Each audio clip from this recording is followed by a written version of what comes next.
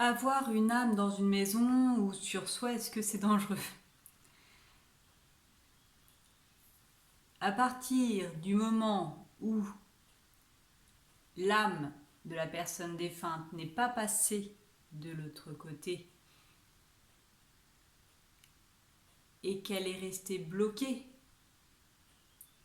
sur notre plan, dans notre réalité, ça devient un vampire énergétique.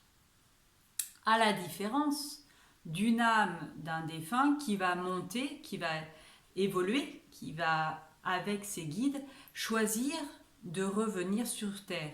C'est comme si ça faisait un cycle, mais un cycle de lumière. Et donc l'âme qui est passée de l'autre côté, qui revient, et elle ne viendra pas sur une personne, elle viendra en guidance, ça c'est possible. Elle viendra dans un lieu parce que, en accord avec les mondes subtils, il est bon et nécessaire que cet être qui devient un être évolué soit encore sur Terre pour guider les personnes, les habitants, mais que ce soit les animaux, les végétaux, c'est des réelles aides. Donc on distingue bien, et quand on fait la formation passeur d'âme, on discerne on ne fait pas passer des âmes qui sont déjà des êtres évolués. Par contre, effectivement, pour celles qui sont restées bloquées, il faudra mettre en place un protocole, que ce soit dans une maison ou sur une personne, parce que l'âme a besoin d'énergie. Et si elle n'en trouve pas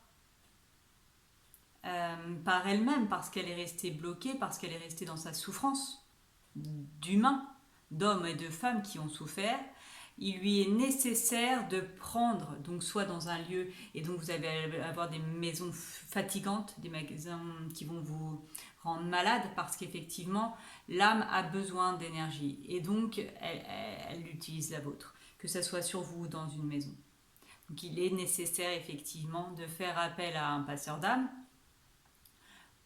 ou effectivement de faire un protocole déjà de libération si c'est un défunt que vous connaissez, pour lequel vous avez le pressentiment qu'il n'est pas passé, d'allumer bougie, hop, bougie, et de prier pour que cette âme souffrante soit prise en charge par les êtres de lumière, les guides, les anges, selon comment vous les appelez, selon votre spiritualité. Merci.